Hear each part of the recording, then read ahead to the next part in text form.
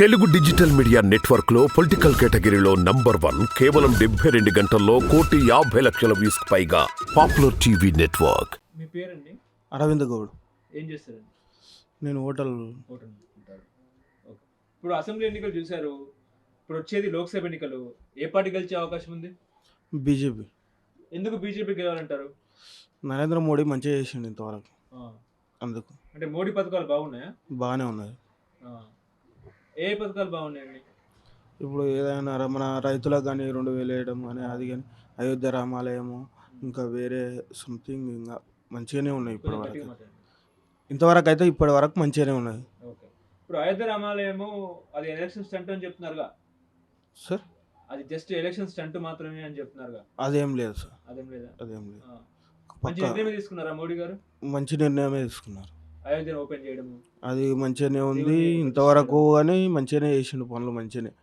ఏది అట్లాంటిది ఏం చేయలేదు. రాముని విగ్రహం ప్రతిష్ఠించడం, బాలరాముని విగ్రహం మంచిది, అందరికి మంచిది సార్. చూసారా టీవీలలో? చూసాం సార్. మంచిగా అనిపించింది. మంచిగా మీ ఇంటికి అక్షింతలు వచ్చిందా? వచ్చినాయి సార్. అయోధ్య అక్షింతలు వచ్చినాయి. ఓకే. ఇప్పుడు ఉమ్మడి మహబూబ్నగర్ జిల్లాలో బీజేపీ గెలిచే అవకాశం ఉందా? ఉంది సార్, గెలుస్తా పక్క. ఎవరు గెలిచే అవకాశం ఉంది ఇక్కడ? ఎవరు? శాంతికుమార్ గారు. శాంతికుమార్ గారు. శాంతికుమార్ గారు ఎందుకు ఆయన గెలవాలంటారు? ఇప్పుడు ఇంతవరకు మంచిగా చేసిండు కాబట్టి కంపల్సరీ బీజేపీకి వేయాలనుకున్నాం. మేము కూడా మంచిగా రావాలని అనుకుంటున్నాం. ఓకే. ఆయన మంచి వ్యక్తేనా? మంచి వ్యక్తి సార్. ఇప్పుడు ఆర్థికంగా ఏమైనా ఇబ్బందులు ఉన్నప్పుడు సహాయం చేస్తాడు ఆయన? చేస్తారు సార్. మా ఊళ్ళో కూడా ఇప్పుడు ఎంతోమంది ఒక బొయ్యామ భర్త చనిపోతే కూడా, ఆయన చనిపోతే కూడా 50,000 రూపాయలు అంది స్పాట్లో వచ్చేసి సాయం కూడా మంచి సహాయాలు చేసిండు. ఇప్పుడు ఆటో ప్లాడ్ కూడా అప్పుడు కింద పడిండు, అక్కడిని పడితే కూడా హాస్పిటల్కు ఖర్చు కూడా అతనే భరించాడు, చూపించిండు మంచిగా. ఓకే. ప్రజలు తిరుగుతూ ఉంటారు ఆయన? తిరుగుతాడు సార్, మంచిగానే తిరుగుతాడు. యూత్లో మంచి క్రేజ్ ఉంది ఆయనకు? ఉంది సార్, ఉన్నది. ఇప్పుడు ఇక్కడ ఏమనుకుంటారండి? ఇప్పుడు ఎట్లా ఉంది? కాంగ్రెస్ ఎట్లా ఉంది? బీఆర్ఎస్ ఎట్లా ఉంది? బీజేపీ ఎట్లా ఉంది?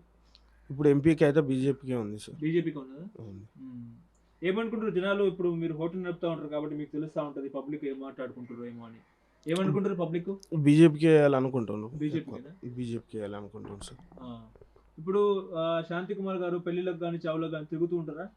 వస్తారు సార్, అందుబాటులో ఉంటారు. ఓకే.